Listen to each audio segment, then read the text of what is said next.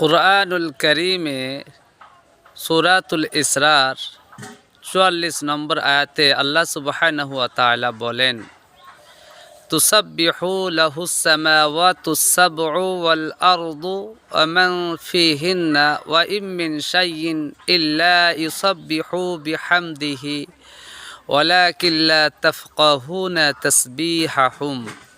আল্লাহ সুবহানাহু ওয়া তাআলা বলেন যে সমস্ত কিছু প্রশংসা করে আমার, আসমান এবং জমিন এর ভিতরে যা কিছু আছে সবাই আমার তসবিহ পড়ে, প্রশংসা করে। ওয়ালাকিন লা তাফকাহুনা তাসবিহাহুম, তোমরা তাদের তসবিহ বোঝো না।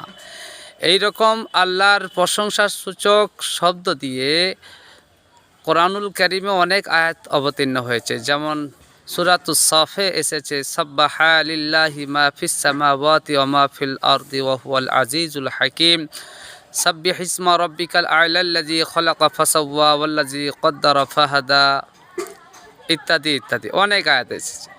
তো যেখান থেকে প্রমাণ হচ্ছে যে আসমান এবং জমিন এর ভিতরে যা কিছু আছে সবাই আল্লাহর প্রশংসা করে, গুণকীর্তন করে।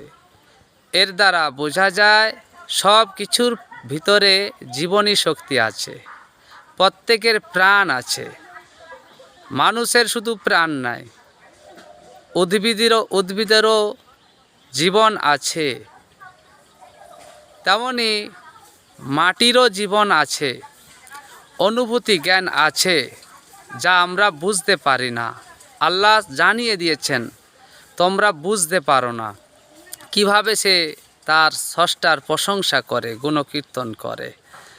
তো এখান থেকে বোঝা যায় পৃথিবীতে যা কিছু আছে সব কিছুর ভিতরে জীবনী শক্তি আছে, অনুভূতি জ্ঞান আছে।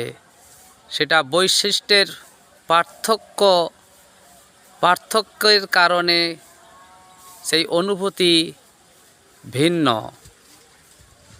তাহলে বোঝা যায় পৃথিবীতে যা কিছু খাচ্ছি আমরা, প্রত্যেকের ভিতরে অনুভূতি, জীবনী শক্তি আছে। অর্থাৎ কোনো মানুষ জীব হত্যা ছাড়া বেঁচে নেই, প্রত্যেক মানুষ জীব হত্যা করেই বেঁচে আছে। অমুসলিম ভাইরা বলেন তারা জীব হত্যা করে নাই, অথচ জীব হত্যা ছাড়া মানুষ বাঁচতেই পারে না।